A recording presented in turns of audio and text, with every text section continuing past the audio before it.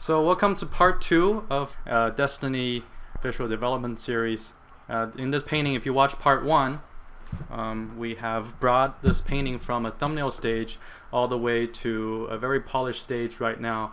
And I think it's good to call the painting halfway done. What I'm going to do in part 2 of this video is show you guys how to use photo textures and some of the techniques to sort of bring it into a more marketing type of finish. Come on, you're telling him, Frank, how to give the panache. You know, how the sexifying, right? The sexy filters, the sexy stuff, like how to make it look like it's not just a Photoshop piece, right?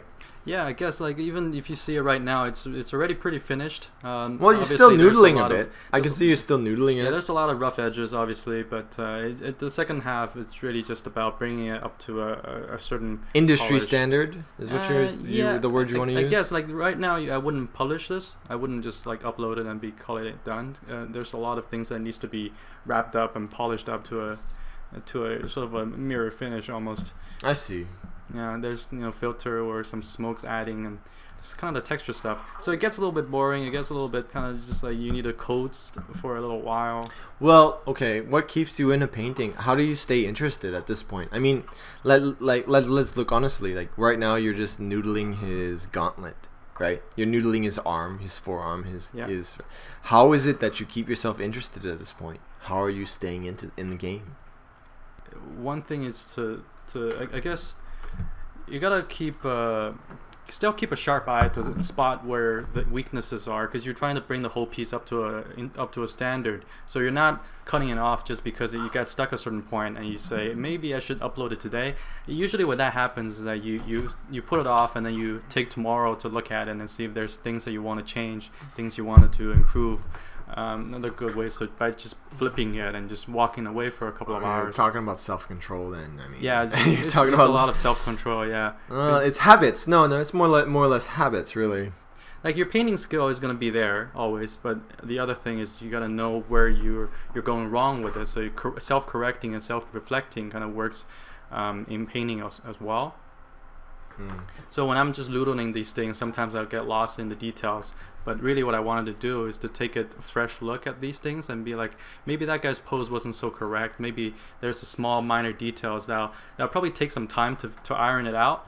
But making the decision to go there and fix things is really important to have, Well, if you want to get deep, I mean, the average viewer of this video right now, this is the free portion of this video. Yeah, this is the part 2. The part 1 is a paid video. Yeah. What is he looking now for this for? What is he invested his time to watch this? Well, the part 1 is about developing the painting. Now it's developed to a halfway. Now the second part is about making this really good. The second part is about sort of just like giving that extra level of kiss. You wanted to take this to maybe like an 8 or a 9, where you could have stopped at a 6. So a lot of times when people do their own paintings, is that they get it to a point where they feel like they get stuck a little bit. Now here's the process that I go through, because I do get stuck a lot and I change things and I redo things. So here, what are you doing on this gauntlet here? You refine the armor. Yeah, refine the armor a little bit. I want these 3 characters to have some kind of a spatial relationship. Yeah, right? It's so difficult to talk about because you're making color decisions that take a little bit of knowledge to take. I mean, you just put those two how do you say, teal lines on there. Yeah, and it's difficult to explain. The only way to you just gotta kind of show in a way. No. Yeah, well, when you paint a lot for these objects and props, you sort of develop a shorthand for it. You know where the highlights are going to be. You know how to sort of develop the angles and the form in the simplest way as possible. So once it's there, you can do these kind of block shapes you can and start just make creative chiseling the edges and making it look sharp. If anything, it's probably showing people that like if you can't draw a square in a lighting, you know what I mean, then you can't draw this, because based on what you just did, you see that ammo pack that you just added on him. Yeah. I mean, that was just a square with a highlight and a shadow. You should be able to simplify things and just use simple 3 or 4 tones to develop your shapes and your form. Yes. Right. It's all about you can color pick out of these, or you can just do a simple wash over, and you know, only develop the part that matters. So take your time and learn these simplifying techniques. Well, learn these shapes rather. I guess. I mean, I'm seeing so much shape work here, and I mean, I'm impressed. But I mean, a person at this point, they might think at this point that you're using some sort of special brush to get this. No, it's not even special brush. I like to keep things a little more opaque. So when I paint these things, especially painting forms, you want to be quick about it. So you want to use the opaque brush and be very confident with your brush strokes. So if you put a tone or a base down, you don't want to be redoing that 5 times over. You want to get straight to the point so that the painting in the end will look clean. What is the advice you're giving in at this point then, Frank? Like, I mean, if you gotta really textbook it right now, like, and what you're doing right now is you're if I can just bring it down to a simple few advices. As simple as, give me the third point, the simple advice you broke it down to. Opaque brushes and keep your forms clean. That's hot. That's good. Because it'll save you a lot of time. Yeah. And it'll give you a good habit down the line. When you're painting a lot of stuff and you have to do it professionally, keep it clean. Don't be soft brushing this shit. You know, go straight to the point, right? When you go, well, let's look at what you're doing right now. I can bet that like now you're going to be using a hard brush on some detail, and sure enough, yes, you are. Look, so you're putting a hard on you're making a big decision. It's still basic round brush, but this one is going to be a little bit harder. So the focus is on the shape, is on the size of the brush tip instead of the tones, instead of having that transparency set onto pressure. It goes back to the spheres. All right, listen, Frank Hong's not going to tell you this, but whenever I would go and I would see him starting to paint, right, in the 305 studio, 306. What was the name of the floor that we were at? 306. 306. Like I'm not sure. Floor, like A150. You're talking about A150, A152, A151. I'm sorry, I don't remember. They got Cintiqs now. You know that. I don't really like that school. They filled the entire room with every Cintiqs. Time that I would go and I would see Frank starting to paint, you know what he did? I would always see him painting freaking spheres and squares. I'd ask him, what the hell are you doing painting these squares and spheres? And if you look at what he's doing right now on the painting, you can see exactly why he was doing squares and spheres. Why was he doing squares? Because if you don't know how to see lighting on a square and a sphere, how can you see lighting on armor? I used to put these little sphere on the side of my paintings so that I understand where the light's coming from, what's the material I'm dealing with. So it's actually a little bit of a cheat on the side that I do. I would do that too, but I would turn off the layer when someone's looking at me because I feel embarrassed. I'd be like, oh, you know, I have your little color swatches on the sky. I would be like, draw a little box. I'd be like, oh yeah, you know, no, I know what I'm doing. The reality is nobody freaking knows what they're doing. Okay, like it's kind of, we're all making it up as we go along, and there's, especially if you're a new concept artist, I mean, one of the best things you can learn now, and one of the reasons that it's good to subscribe to the videos here, is because it's, we're being realistically, if you can paint a square, or if you can paint a sphere, you can paint whatever you see Frank doing right now. And especially in my opinion, okay, let me push Frank's chair away right now. Okay, I'm gonna push his chair, and now what I see him doing, you see what he's doing? He's just doing a highlight. That's a hard edge brush, and then he's doing a little bit of softer brush to kind of recede it in, and maybe it's a little bit darker just to make it look like it's just kind of receding back behind his leg. It's not so complicated that you can't do it. It's, you spend all of your life looking around, seeing how reality light affects things, right? So it's not like somebody who can paint well knows something that you don't. Rather, they're just painting what they see. You could see it too. I'm gonna go back to one very simple principle here. Form change equals value change, vice versa. So when I'm putting in these shapes, being opaque and how these things, these shapes are overlapping with each other, all I'm doing is I'm trying to describe the form change in the subject that I'm painting. So in the guns, in the little armors. These are all changing lighting, and also just putting these opaque shapes against each other. That subtle change in tonals, it really describes almost everything that you need to look at. And the other thing is that after you've sort of done a very basic form rendering here, adding that extra little bit of color accent really helps it out. So when I'm sort of rendering this gun and I'll put that orange sort of like a HUD or aiming assist thing on there, it sort of just pops that little gun, pops that prop out a little bit, so that it catches your eye in a little subtle ways to bring it, you know, come here and then look back. It's a neat little trick to guide the viewer's attention. Nice little soft shift click press, right? Yeah. Yeah, when you want to make a line, just shift click and then click in a different point. So adding a little bit of it'll add its own color. It will add its own opacity change with your brush stroke if you had the F5 set to that.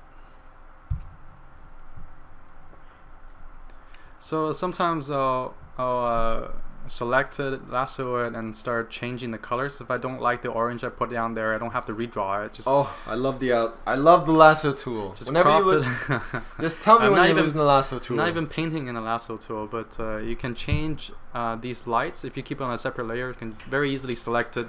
Use the hue and saturation tool, the slider, to change it into a different color. Guys, I have no idea how he does this. When he lassos, it's just miracles happen. So like, I always kind of freak out. Lasso is when you make a decision, right? So before you're just doodling and then you make a decision, that usually changes things a little bit.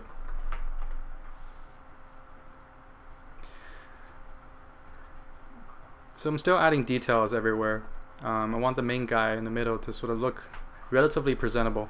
So going back to polish up some of the things. Even adding some wear and tear on the armors. I'm going super fast here.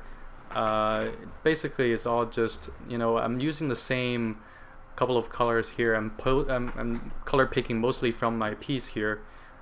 So it is a very desaturated Wait a minute. piece. You can't. Well, you just said that. Like when you color pick from your piece, that desaturates the hell out of it, man. That's why you gotta go back and sort of introduce a different color or the accent, so that you can bring it out much. Okay. All right. That's harsh though. That's a harsh way to treat a painting. Yeah, well, you know, it's a fast way.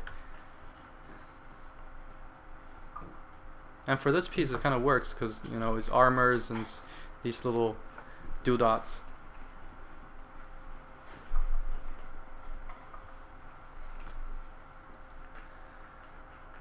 Something about that rocket launcher is bothering me, so I'm just trying to, when it doesn't work, I'll just go back with a couple of different ideas and I'll don't say it like that. No, until it works. Don't say it like that. What you're doing is trying to make a harsher silhouette, so it stands out more. All right, you don't care about that freaking gun, Frank. Come on. The design of the gun doesn't really matter because right now it's in such a odd place, very close to the border, so I'm being careful not to attract too much attention there. Right. But it has to sort of make sense also, so you can't just stick something that's completely out of proportion over there. Well, it takes someone like you to make it happen. So even simple shapes, when you get to the outside parts, you want to use very simplified shapes to describe what you're trying to paint here. Okay. Without drawing too much unnecessary attention, right? Did you name these guys? What's the middle guy's name? I actually don't know. Well, tell me right now. Exclusive information for the viewers of this video. Hood. Hood. Left guy is named? Tank. Tank. Hood Tank. And right guy? I have no idea what the right guy is. I have no idea his name. I'm not even... You see how cool that guy on the right is now? Because we don't know his name. He's so cool. We don't even have any idea. I have no idea. Oh, wow. What a badass. I know. Oh, my goodness.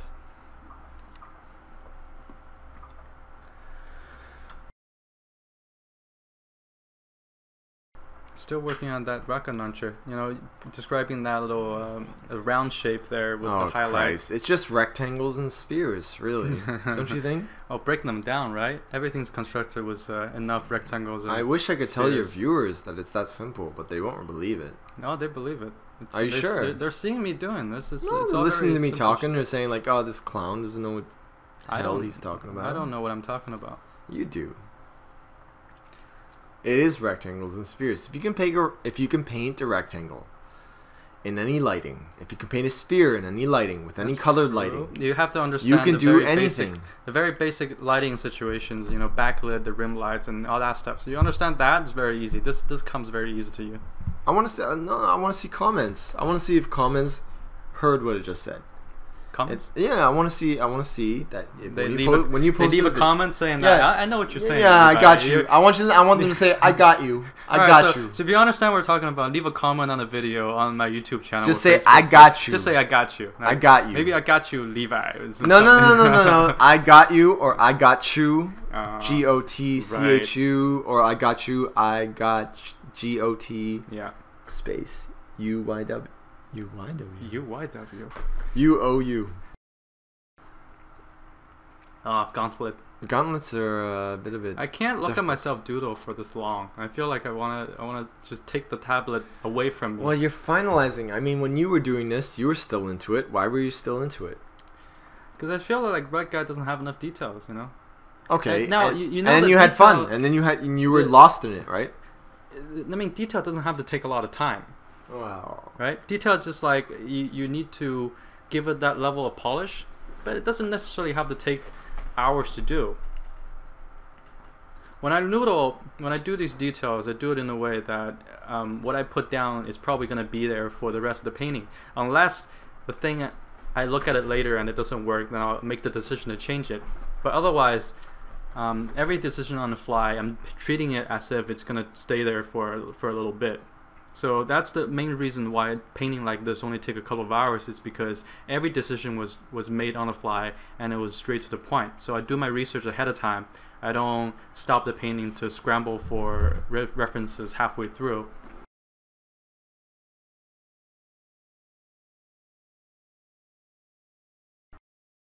What are you doing? You're adding a smoke. I just brought in a image. A smoke image, and I'll put it on the screen, use the level tool, use the curve tool to bring it down a little bit, and I'll bring another one. It's a high resolution smoke. Relatively high. It's not too... Usually it would be... It's not like a stock footage high. It's just like normal high. How did you do that? Do you inverted it, or...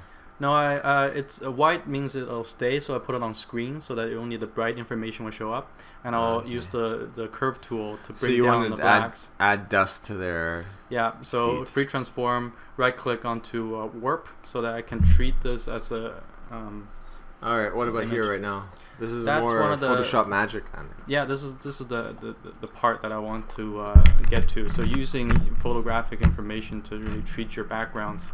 So I'm sort of finding an area for the back, and I'm using the polygon Frank, selection tool to select. Polygon. There's some lasso going on here. I'm selecting the spaceship in the back so that I can isolate out the sky, and I'll use a mask here. See, I'll click on the mask layer, and I use that to fill the sky in the back. That's hot. That's hot.